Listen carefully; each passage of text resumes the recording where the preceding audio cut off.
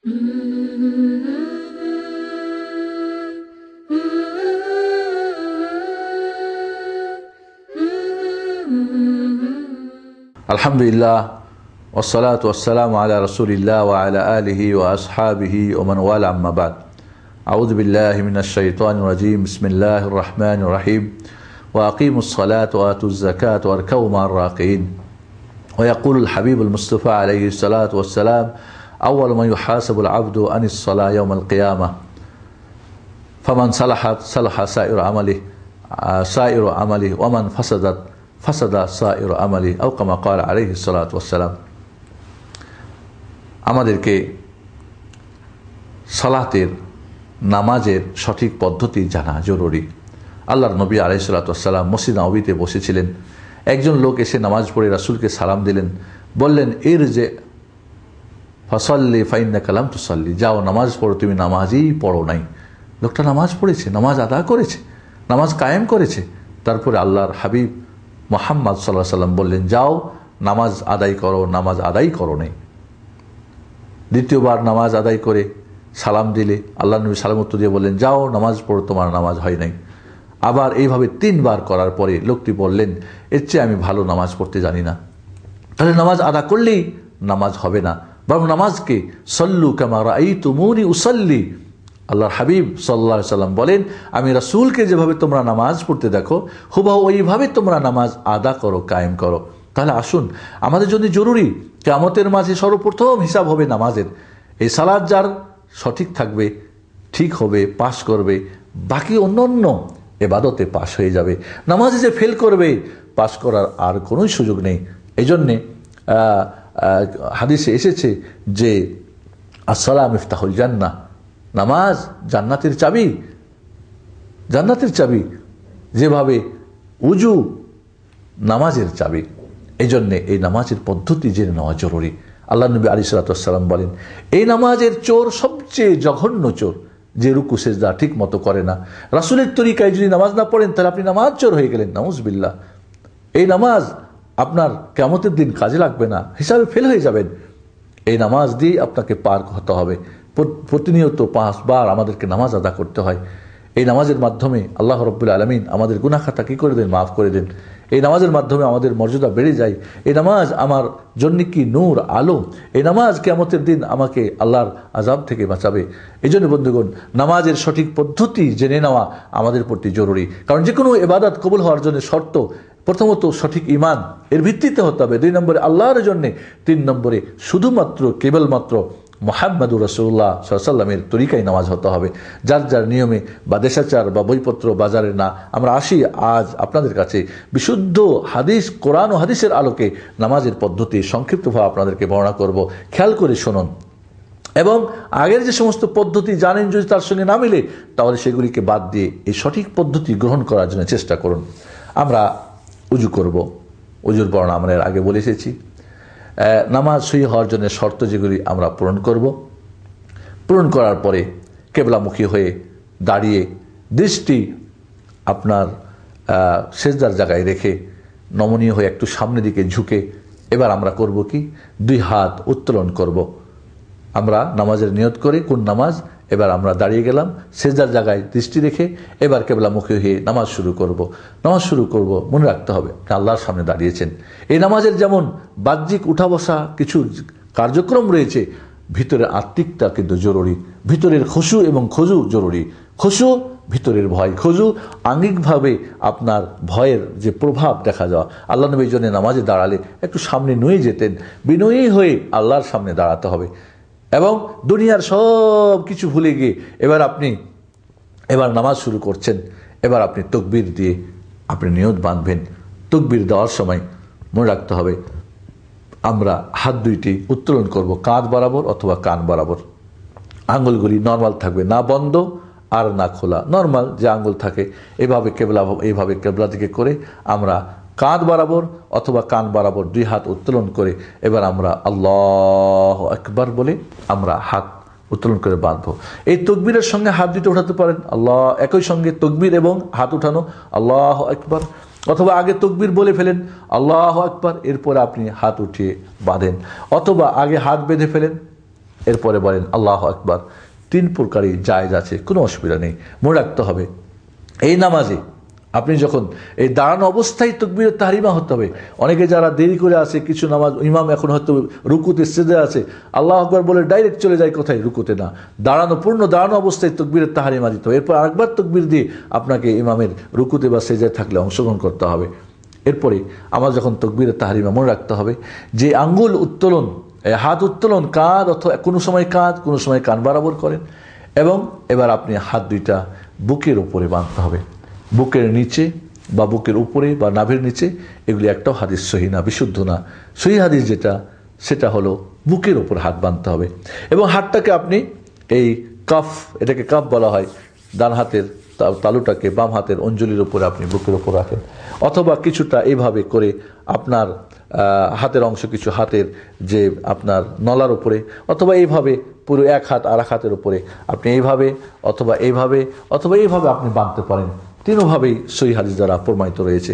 হাতটাকে আপনি রাখেন, এভাবে রাখা ওয়াদা বলে, এইভাবে, অথবা আপনি বাঁধেন, হাদিসে আছে এইভাবে, আল্লাহ নবী কাবাজা, এইভাবে তুমি আপনি ধরে রাখতে পারেন, এইভাবে ধরতে পারেন বা এইভাবে ধরতে পারেন। এই তিনটাই হয় রাখেন অথবা ধরেন, দুইটাই। কিন্তু এই 2 আঙ্গুল দিয়ে, এই কোনোই আঙ্গুল আর বুড়ো আঙ্গুল দিয়ে ধরবেন আর 3 আঙ্গুল রাখবেন, এই 2 হাদিসের একসঙ্গে আমলের যে পদ্ধতি বলা হয়েছে, এটা সুন্নতি পদ্ধতি না, বরং আপনি কোনো সময় রাখবেন কোনো সময় ধরবেন, দুটোই পদ্ধতি। এরপরে আপনি যখন বুকের উপরে হাত বাঁধে এবার আপনি সানা পাঠ করবেন। সানাটা আল্লাহুম্মা বাঈদ বাইনি ওয়া বাইনা খাতায়ায়া, অথবা সুবহানাকা আল্লাহুম্মা বিহামদিকা, বা আল্লাহু ইন্নী যালামতু ইন্নী ওয়াজজাহতু ওয়াজহিয়া লিল্লাযী ফাতারাস সামাওয়াতি ওয়াল আরদ, এটাও একটা সানা। এছাড়াও একাধিক সানা রয়েছে, এক এক সময় এক একটা সানা পাঠ করবেন, এটাই হবে সুন্নাত সম্মত।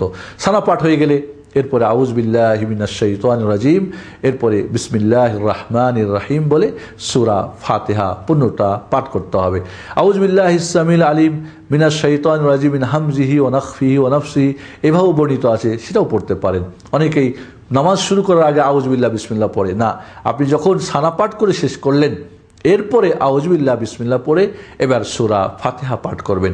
জোরে কেরাত যদি হয়, যেমন মাগরিবের প্রথম 2 রাকাতে, ইশার প্রথম 2 রাকাতে, ফজরের 2 রাকাতে, জুমার নামাজে, ঈদের নামাজে, সেক্ষেত্রে জোরে কেরাত করবে এবং একটা একটা করে আয়াত পড়বে। আলহামদুলিল্লাহি রাব্বিল আলামিন, এখানে বিসমিল্লাহ আল্লাহ নবী জোরেও পড়েছেন, আস্তেও পড়েছেন, তবে শেষ যেটা আমল তার সেটা নীরবে পড়েছেন, এটাই উত্তম। তবে কেউ যদি জোরে পড়া জায়েজ আছে, অসুবিধা নাই ইনশাআল্লাহ। এই জন্যে আমরা সূরা ফাতিহা পুরোটা পড়ে ওয়ালাদ-দালিন যখন বলবো, জোরে যদি নামাজ হয় তো আমিনও জোরে পড়বো। এমনকি মুক্তাদিরা পিছনে থাকলে ইমাম সাহেব যখন আমিন বলা শুরু করবেন তখন তারাও জোরে আমিন বলবেন। আস্তে আমিন বলার হাদিস একটাও বিশুদ্ধ না, বরং জোরে আমিন বলার হাদিসগুলি কি অথেন্টিক এবং বিশুদ্ধ সহিহ হাদিস। এরপরে যখন সূরা ফাতিহা পড়া হয়ে গেল, আপনি অন্য একটা সূরা মিলাবেন, অন্য একটা সূরা বা আয়াত কিছু মিলাবেন। সূরা মিলাবের কিছু নিয়ম পদ্ধতি রয়েছে, সেটা আমাদের এখন সুযোগ নেই বলার, অন্য কোনো সময় হলে আমরা বলবো। এবার অন্য একটা সূরা মিলিয়ে এরপরে আবার আল্লাহু আকবার বলে কাঁধ অথবা কান বরাবর আপনার হাত উত্তোলন করে আপনি রুকুতে যাবেন। রুকুতে গিয়ে হাত আঙ্গুলগুলি ফাঁকা রেখে মজবুত করে হাঁটুটা ধরবেন এবং মাথা, পিঠ এবং পিছনটা বরাবর হতে হবে, বরাবর হতে হবে। এটা হলো সুন্নত। যদি কোনো সমস্যা না থাকে, কোমরে ব্যথা না থাকে বা পেট মোটা না হয়, তাহলে বরাবর হতে হবে এবং সুন্দর করে এখানে আপনাকে সুবহান রব্বিল আযীম কমপক্ষে একবার বলা ওয়াজিব, অতিরিক্ত বলা সুন্নত। সুবহান রব্বিল আযীম, সুবহান রব্বিল আযীম। এছাড়া আরও যে দোয়া রয়েছে সুবহানাকা আল্লাহুম্মা বিহামদিকা বা সুবহান কুদ্দুস রাব্বুল মালায়েকাতুর রূহ বা অন্য অন্য আরও যে দোয়া রয়েছে সেই দোয়াগুলা পড়বে সুযোগ যদি হয়। পড়ে এবার আবার রুকু থেকে ওঠার সময় সামি আল্লাহু লিমান হামিদা বলে আবার 2 হাত উত্তোলন করবে, আবারও 2 হাত কাঁধ অথবা কান বরাবর উত্তোলন করবে এবং হাত ছেড়ে দেওয়ার চাইতে হাত আবার বেঁধে নেওয়াটাই উত্তম। যদি ছেড়ে দেয় সেটাও জায়েজ আছে। তাহলে আমরা হাত উত্তোলন করেছিলাম তাকবীরের তাহরিমার সময়, প্রতিবার রুকুতে যাওয়ার সময়, প্রতিবার রুকু থেকে সামি আল্লাহু লিমান হামিদা, এরপরে বলবে রব্বানা ওয়ালাকাল হামদ বা রব্বানা লাকাল হামদ বা আল্লাহুম্মা রব্বানা লাকাল হামদ বা আল্লাহুম্মা রব্বানা ওয়ালাকাল হামদ। এই ধরনের শব্দ ব্যবহৃত আছে, যে কোনো একটা পড়লেই যথেষ্ট। অতিরিক্ত পড়তে চাইলে হামদান কাসীরান তাইয়িবান মুবারাকান ফি, এছাড়া আল্লাহুম্মা মিলাআস সামাওয়াতি ওয়া মিলাল আরদি ওয়া মা বাইনাহুমা, এইভাবে আরও যে দোয়া আছে পড়তে চাইলে পড়তে পারবে যদি সুযোগ হয়, একাকী যদি নামাজ হয়। এভাবে রুকু থেকে উঠে সোজা দাঁড়াতে হবে। সোজা দাঁড়ানো এটা একটা নামাজের ফরজ এবং রুকুন। সোজা দাঁড়ানোর পরে যখন প্রত্যেকটা অঙ্গ প্রত্যঙ্গ যার গিরাগুলি আপন আপন জায়গায় পৌঁছে যাবে, এরপরে আবার আল্লাহু আকবার বলে এবার সেজদায় যাবে। সেজদায় যাওয়ার সময় হাত দুইটা আগে দেবে, এরপরে হাঁটু দিবে, এটাই সর্বোত্তম। কেউ যদি আগে হাঁটু দেয় এরপরে কি দেয়, হাত দেয়, তবুও জায়েজ রয়েছে। তারপরে যখন সেজদায় চলে যাবে তখন হাত দুইটি কান বরাবর অথবা কাঁধ বরাবর রাখতে পারবে। এবার সেজদা করবে 7টা অঙ্গের উপরে, 2 হাত, 2 হাঁটু, 2 পার আঙুলগুলি কেবলামুখী করে এভাবে, আর নাক এবং কপাল, এই 7টা অঙ্গের উপরে কি আপনার সেজদা করা ফরজ, মনে রাখতে হবে, রুকুন এটা। 7টা অঙ্গের উপরে এবার সেজদায় হাত দুইটা পাঁজর থেকে দূরে রাখবে যতদূর সম্ভব। জামাতে যদি হয় অন্যকে কষ্ট না দিয়ে, একাকী যদি হয় বা ইমাম হয়, তাহলে আল্লাহ নবী আলাইহিস সালাতু ওয়াস সালামের 2 বগলের শুভ্র সাদা অংশ দেখা যেত। এরপরে সুন্দর করে আপনি রুকু এবং রুকু যখন সেজদা যখন করবেন তখন নারী এবং পুরুষ সব একই নিয়ম, কোনো পার্থক্য নেই। আপনাকে পিছনটা মাটি থেকে উঁচু রাখতে হবে, আপনার পিছনের পা দুইটা একটা একটার সঙ্গে লাগিয়ে দিতে হবে। কেউ যদি খোলাও রাখে তবু জায়েজ আছে, 2টা পা একসঙ্গে পিছনে বন্ধ করে দিতে হবে। এবং 7টা অঙ্গের উপরে এবার সেজদাকে দোয়া পড়তে হবে, সুবহান রাব্বিয়াল আলা, একবার পড়া ওয়াজিব, অতিরিক্ত পড়া সুন্নাত, সুবহান রাব্বিয়াল আলা। অন্য অন্য দোয়া পড়তে চান সেগুলি পড়তে পারেন। এরপরে ধীর স্থিরভাবে এই সেজদা করতে হবে। এরপর আল্লাহু আকবার বলে উঠবেন। ডান হাত ডান উরুর উপরে, বাম হাত বাম উরুর উপরে, অথবা ডান হাত ডান হাঁটু এবং বাম হাত বাম হাঁটুর উপরে রেখে দিয়ে আপনি এবার 2 সেজদার মাঝের দোয়া, সোজা বসে 2 সেজদার মাঝের দোয়া পড়বেন। রব্বিক ফিরলি একবার পড়া ওয়াজিব, অতিরিক্ত সুন্নত, রব্বিক ফিরলি বা রব্বিক ফিরলি ওয়ারহামনি ওয়াহদিনি ওয়াফিনি ওয়াজবুরনি ওয়াহদিনি ওয়ারজুকনি, এইভাবে দোয়া আপনি পড়বেন। পড়ার পরে এবার আবার আল্লাহু আকবার বলে আবার আপনি সেজদায় যাবেন। সেজদায় সুন্দর মতো আগের নিয়মেই সেজদা করবেন। সেজদা থেকে উঠে এবার আপনি আবার আল্লাহু আকবার বলে উঠবেন। আল্লাহু আকবার বলে উঠে আপনি জালসা ইস্তেরাহ মানে সোজা বসে এরপর আবার হাতে ভর দিয়ে উঠবেন অথবা হাঁটুতে ভর দিয়ে উঠবেন। হাতে ভর দিয়ে ওঠাটাই উত্তম। কেউ যদি হাঁটুতে ভর দিয়ে উঠে সেটাও জায়েজ রয়েছে। এখানে সোজা বসে তারপরে উঠা, এটা জালসা ইস্তেরাহ বলে। এইটা যদি কেউ না করে, ডাইরেক্ট উঠে যায়, তবু জায়েজ আছে। এবার উঠে গিয়ে আবার পূর্বের নাই আপনার ডান হাত বাম হাতের বুকের উপরে রেখে এবার আবার আপনি যদি আউযুবিল্লাহ পড়েন জায়েজ আছে, না পড়েন জরুরি না, বিসমিল্লাহ সহ সূরা ফাতিহা পড়বেন, অন্য একটা সূরা মিলাবেন, মিলে আবার পূর্বের নাই আল্লাহু আকবার বলে হাত উত্তোলন করে রুকু করবেন। রুকুর দোয়া ঠিক মতো রুকু করবেন। রুকু করার পরে আবার সোজা সামি আল্লাহু লিমান হামিদা রব্বানা ওয়ালাকাল হামদ হামদান কাসীরান তাইয়িবান মুবারাকান ফি পড়ে আপনি এবার সোজা দাঁড়িয়ে আবার পূর্বের নাই আপনি আল্লাহু আকবার বলে এবার আপনি যাবেন, হাত বুকে বাঁধবেন, এটাই উত্তম বলেছি। রুকু থেকে উঠে কেউ যদি ছেড়ে দেয় সেটাও জায়েজ আছে, কোনো অসুবিধা নেই ইনশাআল্লাহ। এরপর আবার আল্লাহু আকবার বলে সেজদায় হাতের উপর ভর দিয়ে সেজদা করবে, আর হাঁটুর উপরে যদি করে সেটাও জায়েজ আছে। সেজদা আগের মতো প্রথম রাকাতের মতো এবারও কি করবে, দ্বিতীয় সেজদা করবে। সেজদা করে দ্বিতীয় রাকাত কমপ্লিট হয়ে গেলে এবার বসে আত্তাহিয়াতু লিল্লাহি ওয়াসসালাওয়াতু ওয়াত-তাইয়্যিবাতু আসসালামু আলাইকা আইয়ুহান নাবী ওয়া রাহমাতুল্লাহি ওয়া বারাকাতুহু আসসালামু আলাইনা ওয়া আলা ইবাদিল্লাহিস সালিহিন আশহাদু আল্লা ইলাহা ইল্লাল্লাহু ওয়াহদাহু লা শারীকা লাহু ওয়া আশহাদু আন্না মুহাম্মাদান আবদুহু ওয়া রাসূলুহু। আত্তাহিয়াতু পর্যন্ত পড়বে প্রথম বৈঠকে। যদি দুরূদ পড়ে তো সেটা উত্তম। প্রথম বৈঠকেও দুরূদ পড়া যায়। যারা বলেন যে দুরূদ পড়লে সুজদা করতে হবে, এটা ঠিক না, বরং প্রথম বৈঠকেও দুরূদ পড়া সুন্নত। এরপরে বৈঠক হয়ে গেলে 2 হাতে ভর দিয়ে এবার উঠে যাবে আল্লাহু আকবার বলে, অথবা হাঁটুতে ভর দিয়ে উঠলেও জায়েজ আছে। উঠে আবার হাত উত্তোলন করবে, উত্তোলন করে হাত বাঁধবে। তাহলে 4 জায়গায় হাত উত্তোলন হয়ে গেল।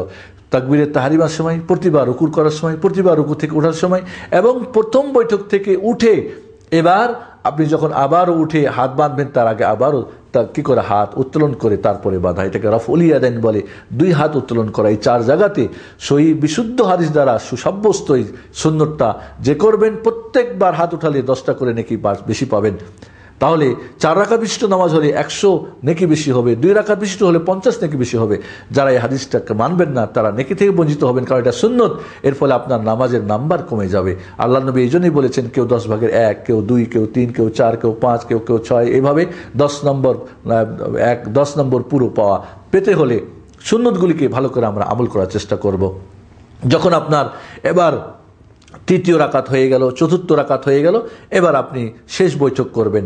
প্রথম বৈঠকে বসার নিয়ম হলো বাম পা পেড়ে দিয়ে এর উপরে বাম নিতম্ব পাছাটা এর উপর রেখে দিয়ে ডান পা খাড়ো করে আপনি কি করবেন, তাশাহুদ করবেন। কিন্তু দ্বিতীয় বৈঠক যদি হয় সেক্ষেত্রে আপনি বাম পাটা ডান পার নলার নিচ দিয়ে বের করে দেবেন এবং বাম নিতম্বর উপরে আপনি মাটিতে ঠেকে বসবেন। বসে এটাকে জালসা বলা হয় তাওয়াররুক। আর প্রথম বৈঠকের যেটা বসা সেটাকে বলা হয় ইফতিরাশ, অর্থাৎ বাম পায়ের উপরে বসা এবং ডান পা খাড়ো করে রাখা সেজদা করার সময়, প্রথম বৈঠকের সময়, এটা হলো ইফতিরাশ, জালসা ইফতিরাশ বলে, ইফতিরাশ বসা।